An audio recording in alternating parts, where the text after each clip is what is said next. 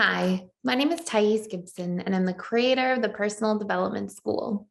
This is your daily breakthrough video, and in this video, I'm going to talk to you a little bit about how to have a less stressful first date experience. So this is something I get asked all the time, and definitely something that I think can be a really challenging experience for people in general. But what I've found over time is there tend to be a few key reasons that some people enjoy dating and the whole dating experience and getting to know someone and like going on dates versus key reasons why some people really don't and they experience like dread and discomfort around their first experience of going on a first date. So I want to share a few of these sort of tools that can help you have a better first date. And before I do, I just want to share some of these patterns, on one side or the other, and they'll sort of overlap with some of these tools.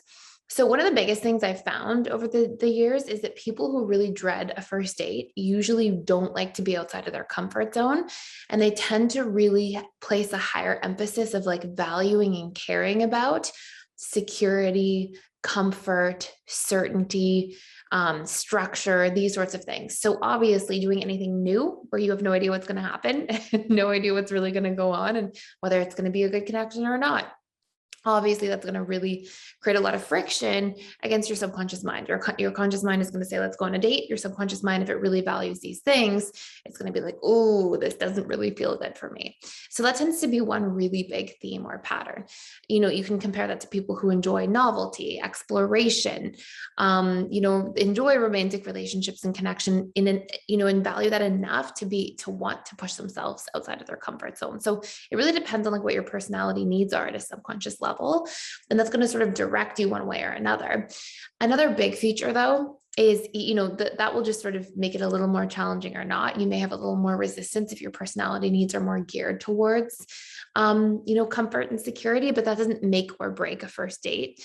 But another big thing that really can is if you're somebody who puts a tremendous amount of expectations and pressure on yourself. And if you're somebody who thinks that like every date has to be perfect or else, or if you're somebody who thinks that like you have to show up to the nth degree in a first date, and if you're somebody who puts a tremendous amount of just expectations on yourself in general, or on relationships in general, thinks that like every date has to, the person better be amazing or else, if there's a lot of this like pressure, expectation type of thinking and feeling around the experience of dating, it's going to end up being really challenging.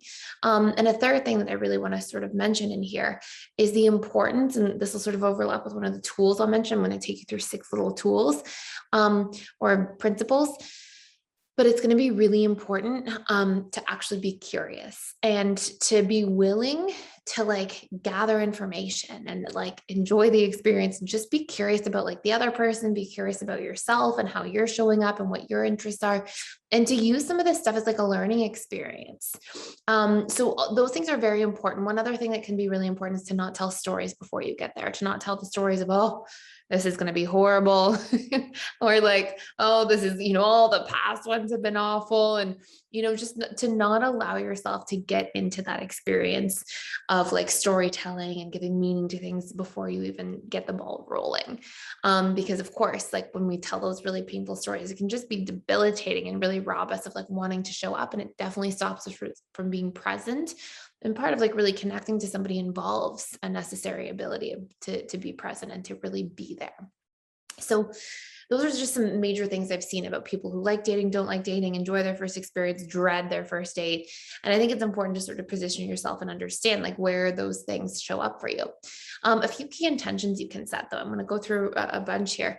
Number one, try to go on a date for the right reasons. If you want to set yourself up on the right foot, you really want to go on a date, not because you feel like I need to find somebody tomorrow and it's this place of like fear and lack, but you want to go on a date because you've decided like, I'm interested in the act of dating. Like if you're going on dates for the outcome, you're already taking away your ability to be present. If you're like, I'm going on a date because I need to get there, I need to get to the destination and the outcome and find the person, instead of like, I'm going on dates. And while I'm going on a date, I am going to like actually enjoy the experience of dating and learning and like connecting and interacting with somebody.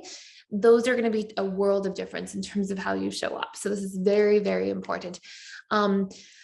I've seen people over the years who are like, they really want to find a partner and settle down and have that committed relationship, but they're so involved in that and so invested in that they forget to just be a human being, right? And just to like go and connect and talk and hang out and get to really know somebody and just, it's like the sort of the enjoy the journey part of the experience. So really important first step. Number two, I highly recommend on your first date, don't put yourself in a position where you have to be there for hours. I find that if people are there for too long, even if it's going great, it can just be too much too soon.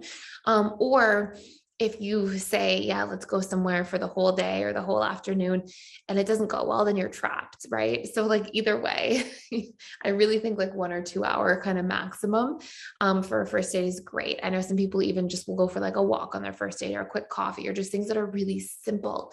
And then if you're really enjoying it, you can obviously end up saying, and let's, continue the day, or why don't we go somewhere else? Or why don't we grab a bite to eat now? Or whatever it might be that comes next. But just, it keeps the expectations off of each other in the date as well, because the bar is low. It's just something simple and easy. So it gives only room to want to do more and hang out more. And you sort of can leave the date on a high, which is really important.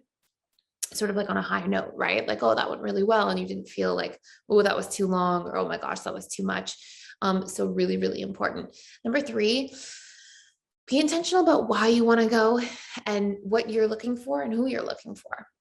If we're dating on autopilot, you just increase your chances of investing your energy in all the wrong places, right? It's like you're going to probably be attracted to somebody because of the way they subconsciously trigger your wounds, and it's a subconscious comfort zone. Like there's just more of a likelihood of that happening.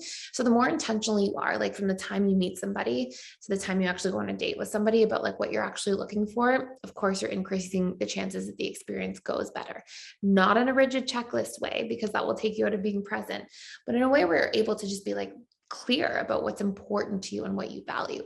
By the way, if you want to do like a deeper dive into a whole bunch of stuff related to dating, I highly recommend checking out our advanced attachment style courses for anybody who wants to see like how your attachment style is going to show up in all of the 6 stages of relationships. It goes really in depth in each stage. So like one of them is the dating stage. And it's going to say, for example, if you're an anxious preoccupied or fearful avoidant, all of the potential pain points and challenges you're going to feel in the dating stage, and then all these different tools for what you can do, how you can show up, how to deal with texting, like all kinds of stuff. And you can check those out for free for 7 days by clicking on the link below for the 7-day free trial. It gives you access to all of our courses. So you can check out like other attachment styles and how they're going to show up in dating as well. And a whole bunch of other stuff in there, of course, in our social events. And I do live webinars 4 days a week or 4 times a week. So anyways, check that all out if you'd like to. The next major one is to manage your expectations. It kind of goes back to what I was saying earlier of yourself and of the other person. Have standards, but not expectations. A standard would be something like, I value when somebody really cares about the relationship and wants to ask questions, or cares about dating and wants to ask questions. An expectation would be something like, oh, the person only asked 3 questions and they should have asked way more questions. And it's like, it can get into this rigid sort of space. It's like, it would also be like, another analogy could be, you're like, I value when people are on time, and the person was like 3 minutes late, but they text you and said, hey, I may be running 5 minutes late. Like, if you nitpick about that in your mind and you use that as a deactivating strategy to say, oh no, I could never date that person, the person probably does value time because they communicated about it. People aren't going to be perfect. They're going to have imperfect moments.